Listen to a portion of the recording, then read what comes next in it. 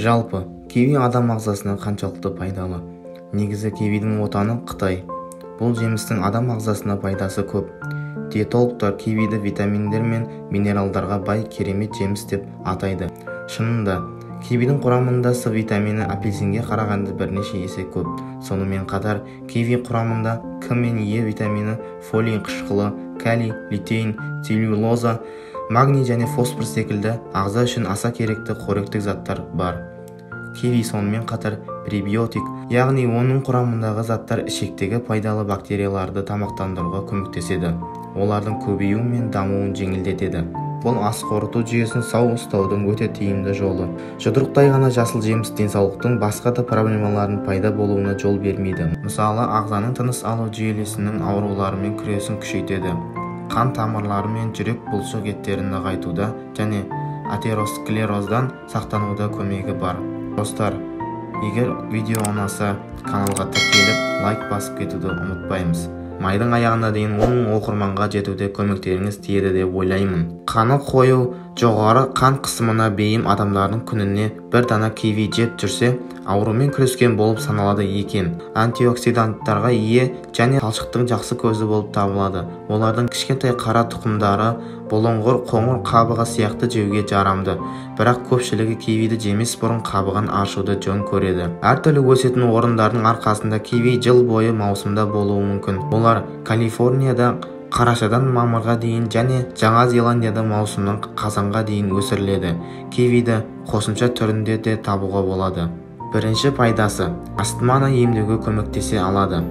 Астманы дегеніміз не? Кивидің құрамындағы С дәрумені мен антиоксиданттарға көп мөлшері демікпемен ауыратын адамдарға емдеуге көмектеседі деп саналады. 2000 жылғы зерттеу жаңа піскен жемістерді, соның ішінде кивиді үнемі тұтынатындар арасында өкпенің жұмысына пайдалы әсер ететінін көрсетті. Киви сияқты жаңа піскен жемістер сезімтал балалардағы ысқырықты азайтуы мүмкін. Екінші пайдасы, ас қорытуға көмектеседі. Кивиде көп мөлшерде талшық бар. Ол қазірдің өзінде ас қорытуға пайдалы. Олардың құрамында ақуызды ыдыратуға көмектесетін актинидин деп аталатын протеолитикалық фермент бар. Жақында бір зерттеу табылды. Құрамында актинидин бар киви сығындысы көптеген ақуыздардың қорытындылауын едәуір жақсартты. Үшінші, иммундық жүйені көтереді. Киви қоректік заттарға бай, С дәруменіне толы. Шындығында тек бір кесе киви күнделікті ұсынылатын құндылықтың шамамен 273%-ын қамтамасыз етеді. С дәрумені ауруды болдырмау үшін иммундық жүйені нығайтуға қатысты маңызды қоректік элемент болып табылады. Бір зерттеу тіпті кивидің иммундық функцияны қолдайтынын және суық тию немесе тұмауға ұқсас аурулардың даму ықтималдылығын азайтатынын көрсетті. Бұл әсіресе 65 жастан асқан ересектер мен жас балалар сияқты тәуекел тобына қатысты. Төртінші пайдасы, басқа да денсаулық жағдайларының қаупін азайтады. Тотығу стресі ДНК-ның бұзылуына әкелуі мүмкін. Бұл денсаулыққа байланысты қиындықтарға әкелуі мүмкін. Ішінара антиоксиданттардың арқасында кейбір дәлелдер бар. Киви немесе киви сығындысын үнемі тұтыну тотығу стресінің ықтималдылығын төмендететін ескі зерттеу болып табылады. Тотықтырғыш ДНК-ның зақымдануы тоқ ішек қатерлі ісігімен тығыз байланысты болғандықтан, кивиді үнемі тұтыну тоқ ішек қатерлі ісігінің қаупін де төмендетуі мүмкін. Бесінші пайдасы, қан қысымын реттеуге көмектесе алады. Киви жемістері иммундық жүйемізді қосымша күшейтіп қана қоймай, қан қысымымызды реттеуге де көмектеседі. 2014 жылғы зерттеу дәлелдер тапты. 3 кивидің құрамындағы биоактивті заттар қан қысымын күніне 1 алмадан артық төмендете алады.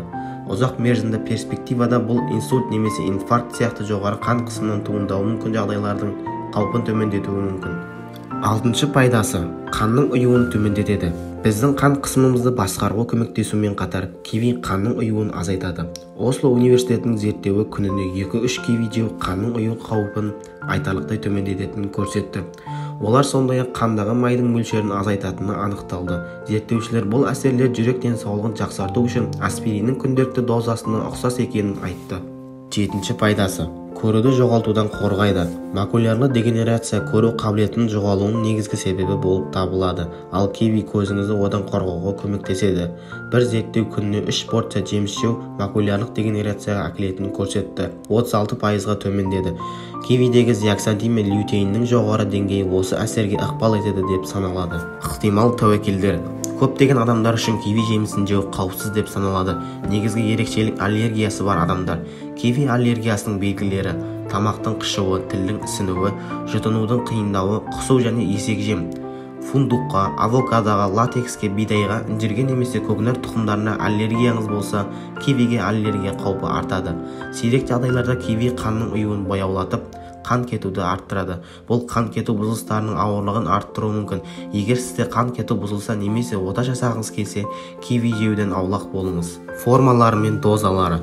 Кивиді сол күйінде жеуге немесе смузиге араластыруға болады. Кивиде С дәруменін сақтау үшін оны пісірмеген дұрыс. Оны қосымша ретінде де қабылдауға болады. Қоспалар ұнтақ, таблетка немесе капсула түрінде болуы мүмкін, және әдетте киви сығындысынан жасалады. Сіз қабылдаған доза жас, денсаулық жағдайы немесе емделуге тырысып жатқан сияқты жағдайларға байланысты. Күніне 1-3 киви жеу көптеген адамдар үшін жемістерден қоректік заттардың жоғарылауын алу үшін жеткілікті. Кейбір киви ұнтақтарының тәуліктік дозасы шамамен 5,5 граммды құрайды. Сіз қабылдаған қоспалар туралы нұсқауларды орындаңыз және жаңа қоспалар режимін бастамас бұрын дәрігеріңізден сұраңыз. Олар сізге қаншалықты қауіпсіз екенін айта алады. Рецептер. Егер сіз диетаңызға кивидің пайдасын көру үшін көбірек қосқыңыз келсе, оны көптеген рецепттерге оңай қосуға болады. Олар таңғы асқа жалғыз немесе грек йогуртының үстіне туралған күйінде қосу үшін тамаша. Міне, тағы бірнеше керемет киви рецепті идеялары. Бірінші, құлпынай киви смузи. Екінші, банан киви жеміс салаты.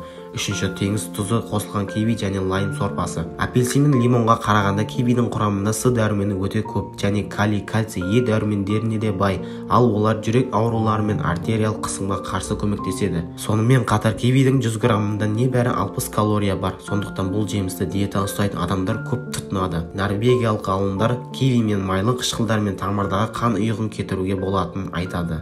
Күніне 2-3 киви жесеңіз, бір айдан соң нәтижесіне көз жеткізесіз. Қаныңыздағы май мөлшері 15%-ға төмендейді.